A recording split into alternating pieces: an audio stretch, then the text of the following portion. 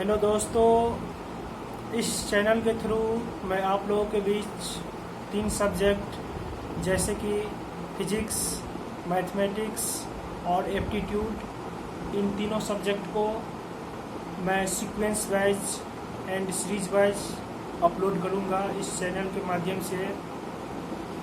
तो इस सब्जेक्ट में जैसे कि मैंने आपसे कहा है फिजिक्स, मैथमेटिक्स और एप्टीट्यूड, तो इसका सिलेबस कैसा रहेगा। तो इसका सिलेबस इस प्रकार से रहेगा कि जैसे कि मैं मैथमेटिक्स बोला हूँ तो इसमें 8th class, 9th class, 10th class, 11th class और 12th क्लास की मैथमेटिक्स रहेगी और सिमिलर फिजिक्स रहेगा। 8th क्लास से लेकर 12th क्लास तक की फिजिक्स रहेगी। और एप्टीट्यूड भी जैसे कि आप लोगों को पता ही होगा, उसको मैं सीक्वेंस वाइज अपलोड करूँगा, जिसमें सब जो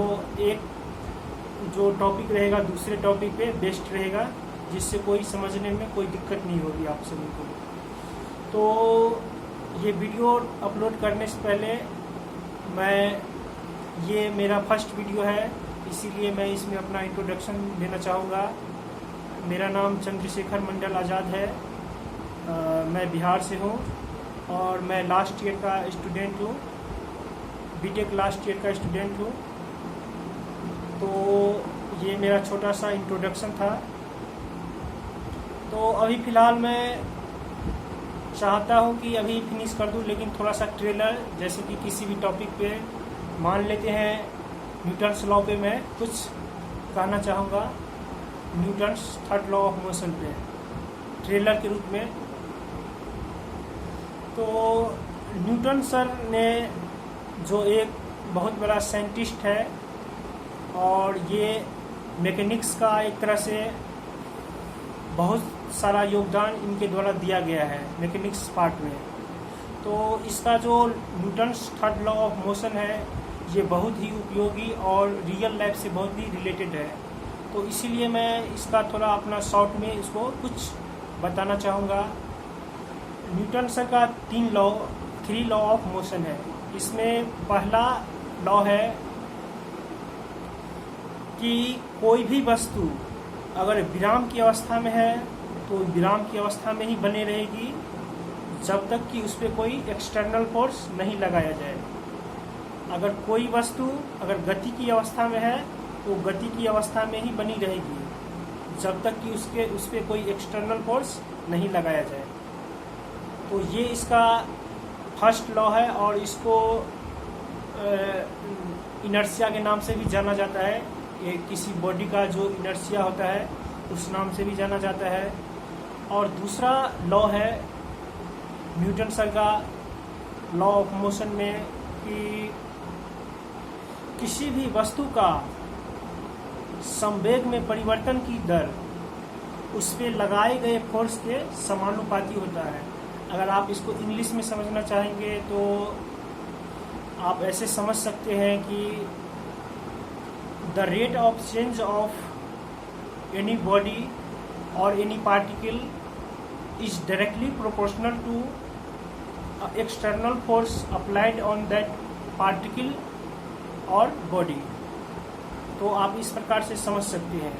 अर्थात मैं इसको क्लियर में बताना चाहूँगा, मतलब कोई भी वस्तु है, कोई भी पदार्थ है, इस पे जो अगर आप फोर्स लगाते हैं तो उसमें एक गति उत्पन्न होती है, एक त्वरण उत्पन्न होता है। तो ये जो गति उत्पन्न होती है, ये जो त्वरण उत्पन्न होता है, तो ये इसका कुछ स्पीड होता है, इसका कुछ एक्सीलरेशन होता है। तो ये जो एक्सीलरेशन होता है, ये जो स्पीड होता है, तो उस पर वो फोर्स जितना अमाउंट में लगाया गया रहता है तो ये उस पर आधारित रहता है और उस बॉडी का जो मास है उस पर भी कुछ डिपेंड करता है। तो इस प्रकार से ये न्यूटन सर का दूसरा गति का नियम है और इसको आप डिराइव करेंगे इक्वेशन के फॉर्म में। अगर आप लाना चाहेंगे तो ऐसे F directly proportional to mv2 minus mv1 upon delta T. तो अगर इसको आप सिंप्लीफाई करेंगे तो F इक्वल टू ma का फॉर्म में आएगा, जहाँ पे m हो गया मास ऑफ दैट बॉडी और a का मतलब हो गया एक्सीलरेशन ऑफ दैट बॉडी।